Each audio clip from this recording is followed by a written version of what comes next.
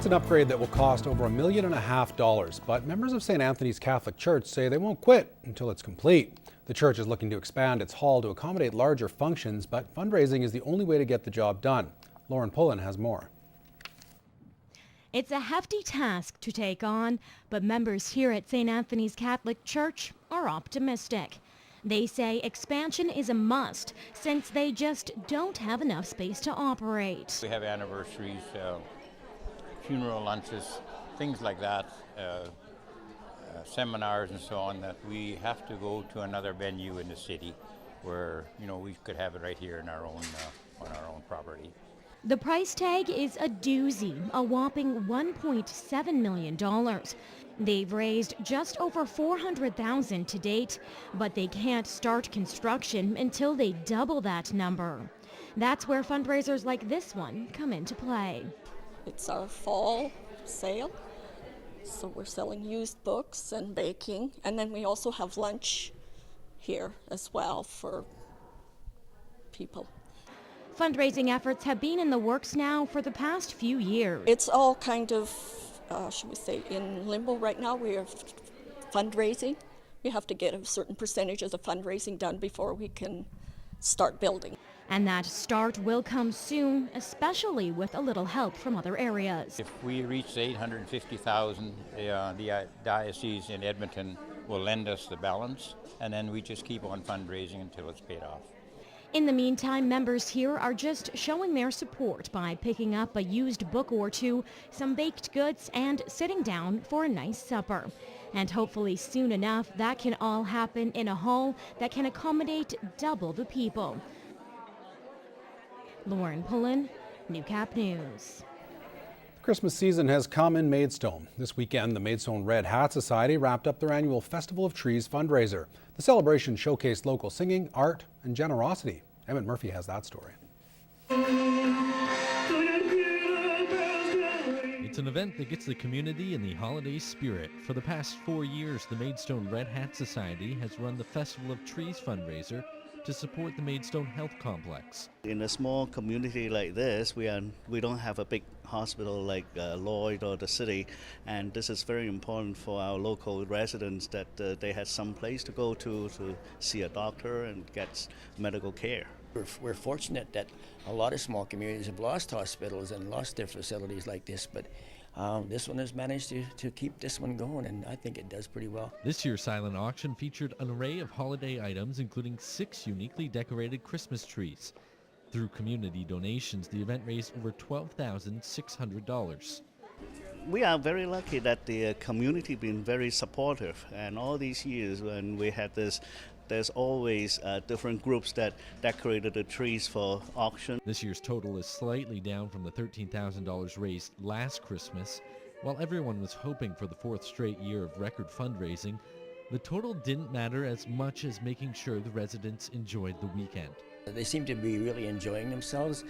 It's always nice to have somebody come in and visit with you, because a lot of them are, full-time in here and they don't get out a whole lot. All proceeds from the fundraiser go towards perks for the residents of the health complex. Last year, the Red Hat Society bought a new sound system as well as satellite TV for the lounge area.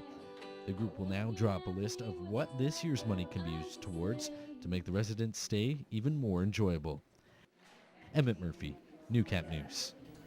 The holiday spirit was also alive in Lloydminster this weekend. Operation Christmas Child is wrapped up with another year of encouraging donations. Over 3,700 shoeboxes filled with gifts are being sent from Southridge Community Church to children in need. The impressive total is still expected to rise, with online and surrounding area donations not yet accounted for. The area coordinator, Ken Hastings, says that this year should come close to 5,000 boxes, which is down about 700 from last year. To each person that just took a little bit of time and maybe a few dollars out of their pocket to fill a shoebox, I can tell you that the gift that they put together will be an incredible gift of joy and love to the child who receives it. So thank you. Hastings also noted that while the rest of the country has seen wildly fluctuating numbers, Lloydminster has always remained supportive. The Border City has opened its doors to welcome a student from Thailand. The two Lloydminster Rotary clubs team up every year to offer an international exchange program for high school students. Peter Quinlan caught up with the young ambassador and tells us how she's adjusting to Canadian life. Sign Sukon Panish is like any other grade 11 student, but she's come all the way from Thailand to experience life in Lloydminster. I want to have more experiences and want to get to know more about another culture, get to know more people, and try new things that I have never done before. Sign has been noticing a few differences between her life here and back at home. Oh, the culture, school, friends, food, the weather, lifestyle. Yeah, everything is different. Despite the lifestyle changes, Rotarians say she's adjusting well. We just got a report card today, and she's doing really well in school. Her English is really improving, and she's mixing in and meeting friends and doing all kinds of activities, so it's been great so far. Roping cows, seeing snow, and eating Timbits are just a few of the first-time experiences she's enjoyed in Canada so far.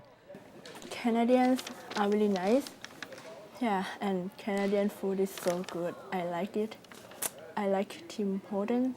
Birthday, dear son. Happy birthday to you.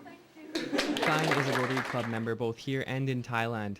During her stay, she will live with 4 host families who hope to make a positive impact in her life. What we hope to achieve with the students being with us is that it makes a change in their lives. Probably will change the goals that they had set for themselves when they were at home. The goal of these exchanges is to encourage future generations to make a difference in the world. And perhaps some of these students will become ambassadors for their country. Shine says after her exchange ends in July, she'd love to come back again. I just like it here. Even the snow, I like it. Peter Quinlan, Newcap News. Well, the holidays and cocktail parties seem to go hand in hand. On this week's edition of Fresh Favorites, Whitney Stinson gets some new ideas for a fresher cocktail you can serve at your next soiree. Welcome to this week's edition of Fresh Favorites. I'm Whitney Stinson in the kitchen with Chef Karine. Karine, today we are talking about holiday beverages. What are some beverages you should keep around for any of those holiday parties? Well, when you're having people over, especially during the holidays, you want to have a couple of options, things in the house. I think it's really nice just to have a nice red and a nice white wine to offer. Definitely. Doesn't have to be anything fancy, whatever you would like to drink, but good to have around.